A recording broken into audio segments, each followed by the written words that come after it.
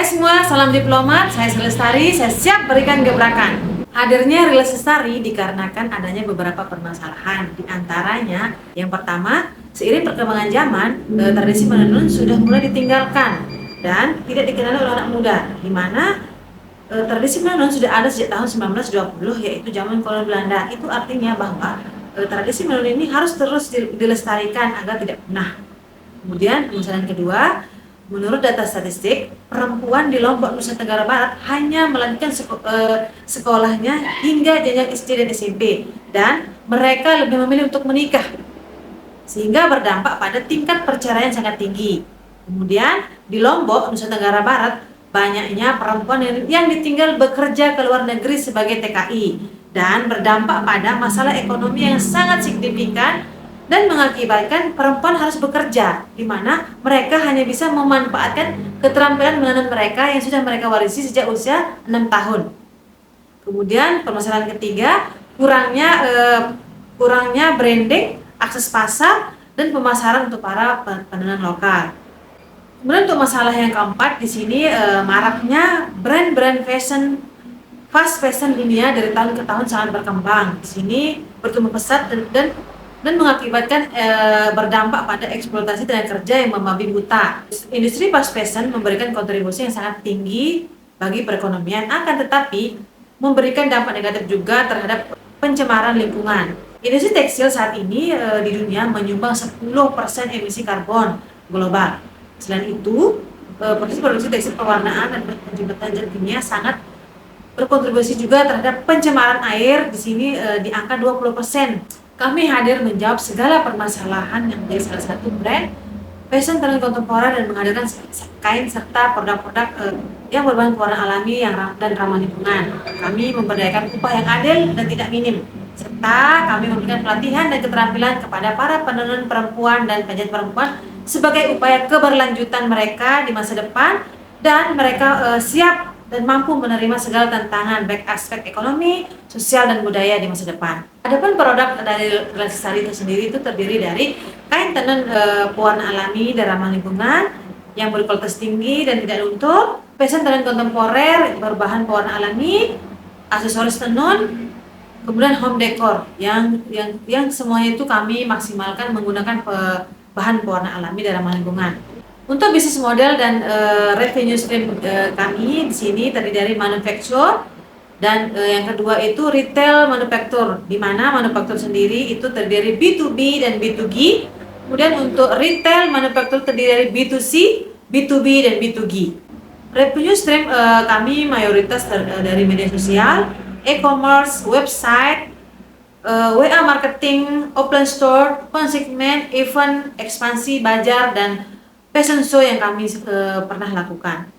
Adapun target market kami di sini terdiri dari diantaranya wanita dan pria berusia 25 sampai 45 tahun, pekerja profesional, wisatawan baik wisatawan asing, domestik, pasar lokal, dan mancanegara.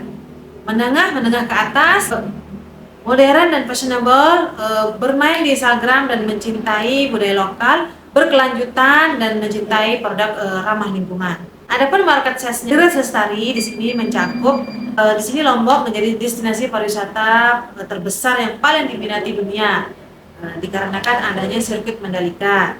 Di sini dari data yang kami peroleh, wisatawan yang datang ke NTB dari tahun 2022 hingga saat ini mencapai 5.000 orang. Di NTB pun penggunaan tenun digunakan sebagai baju seragam baik PNS, swasta, dan BUMN.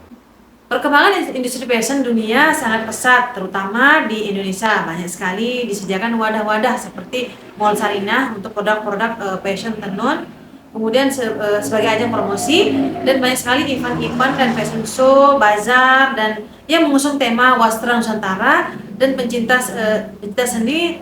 Artinya bahwa market size kami sangat besar dan berpotensi. Market plan Lestari di sini akan meluaskan distribusi channel kami, di mana kami alhamdulillah sudah memiliki loyal customer di seluruh Indonesia, dan kami akan memperluas lagi. Kami akan mengikuti bazar dan fashion show baik nasional dan internasional yang di ajang bergengsi seperti Mall Sarinah, Dan kami akan mengendorse artis serta desainer-desainer terkenal kolaborasi. Dan di sini kami pun akan memperluas jaringan dan memaksimalkan di distribusi marketing ads sehingga pemasaran kami lebih luas dan terjangkau. Milestone atau pencapaian bisnis di 3 tahun ke depan untuk financial statement dari Lestari HPP 10-30%, operasional dan marketing di angka 30-40%. Kemudian untuk profit kami tentunya di angka 30-60%. Investment Lestari kami membutuhkan 3 miliar yang akan digunakan untuk pembangunan galeri tenun terbesar dan terlengkap di Nusa Tenggara Barat. Kemudian kami akan memberdayakan 2 desa penenun dengan total penenun perempuan itu 300 orang. Kemudian pengadaan bahan baku dan pewarna alami untuk kain dan fashion kontemporer.